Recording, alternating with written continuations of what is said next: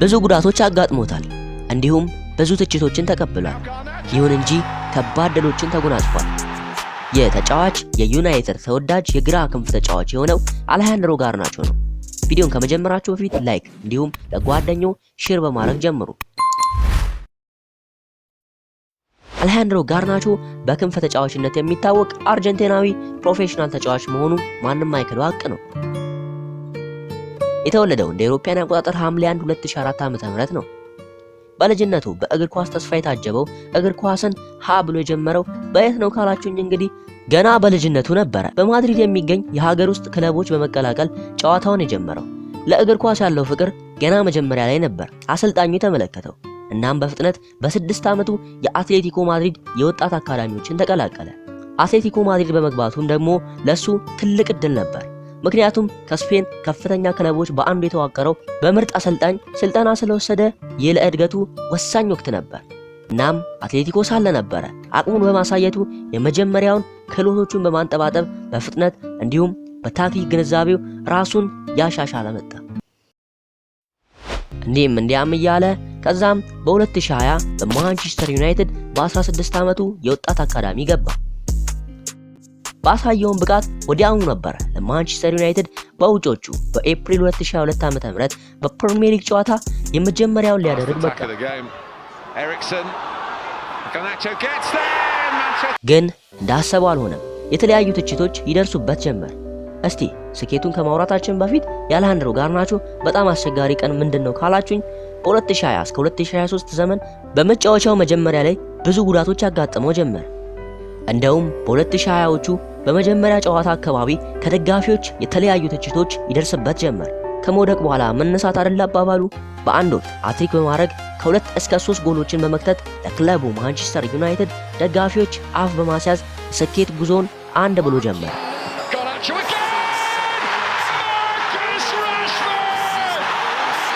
እንዲህም እያለ በወጣት ቡድኖች ተከታታይ ጨዋታዎችን መጫወት ጀመረ። በዚህ ብቃቱም ፍጥነቱ፣ የማንጠባጠብ ችሎታው፣ እይታው፣ በኳስ ባለው የፈጠራ ችሎታ፣ ተከላካዮችን የመያዝ ችሎታ ትኩረትን ስቧል። እናም በግራ ክንፍ በተደጋጋሚ መጫወት ጀመረ። ይሁን እንጂ በቀኝ በኩልም መጫወት ይችላል።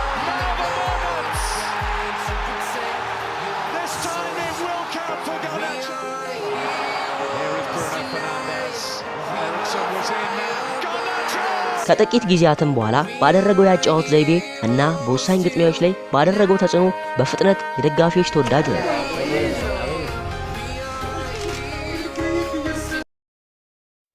ጎበዞች ሁልጊዜም ይተጋሉ። ጋርናቾም ቁጭ አላለም ነበር። በስነ ምግባሩ ምንም አይወጣለት ጋርናቾ ብዙውን ጊዜ ከመደበኛ የስልጠና ክፍለ ጊዜዎች ችሎታውን ሲያሻሽል እና ደግሞ ሲሰራ ይታያል። ምክንያቱም በቋሚነት በሜዳው ላይ ለማሻሻል እና ተጽዕኖ ለመፍጠር ቀን በቀን የሚታ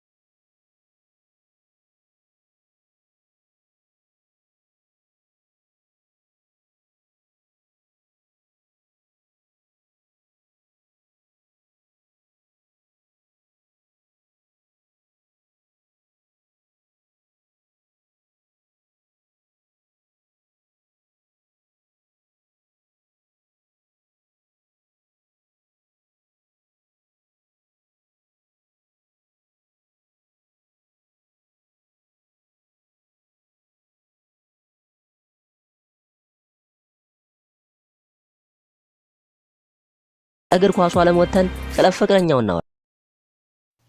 እንግዲህ በአሁኑ መረጃ ሰዓት አሌሃንድሮ ጋርናቾ ኤቫ ካርሺያ ከተባለች ወጣት ሴት ጋር ግንኙነት እንዳለው በተለያዩ ማህበራዊ ሚዲያ ተዘግቧል። ይሁን እንጂ ስለ ግንኙነታቸው ዝርዝሮች ብዙውን ጊዜ በመስጥር ይዛሉ። ስለዚህ ባጭሩ ይፋዊ መረጃ በፍጥነት ሊለወጥ ይችላል እና በቀጣዮቹ ዓመታት ጋርናቾ ወዴት ክለቦች ሊሄድ ይችላል ካላችሁኝ ደግሞ እድገቱ፣ ብቃቱ እና የአሁኑ ክለብ ማንቸስተር ዩናይትድ ፍላጎቶች ላይ በመመስረት በርካታ አማራጮችን ሊወስድ ይችላል። የመጀመሪያው ማንቸስተር ዩናይትድ በጥሩ እድገት ከቀጠለ፣ በተለይም ጥሩ አቋም ከያዘ እንዲሁም የአሰልጣኞችን ስታፍ የሚያስደንቅ ከሆነ ማንቸስተር ዩናይትድ ብዙ ዓመታትን ሊመርጥ ይችላል። ሁለተኛው ደግሞ የበለጠ ልምድና የጨዋታን ጊዜን ለማግኘት ጋርናቾ በውሰት በሌላ ክለብ ሊሰጥ ይችላል። ሌላው ደግሞ ምናልባት በሚለው ነው። ማንቸስተር ዩናይትድ ያለው እድገት ከቀነሰ ወይንም አዲስ ፈተናን የሚፈልግ ከሆነ ወደ ሌላ ክለብ ሊዘዋወር ይችላል፣ ልክ እንደ አውሮፓ ከፍተኛ ሊግ ውስጥ። የጋርናቾ የወደፊት እጣ ፋንታ ያልኳቸውን እነሆ አልኳቸው። በአጭሩ ጋርናቾ የወደፊት ህይወቱ አፈጻጸሙ በስራ ስነ ምግባሩና በክለቡ እንዲሁም በአመራሩ በሚወሰን ስልታዊ ውሳኔዎች ላይ የተመሰረተ ይሆናል።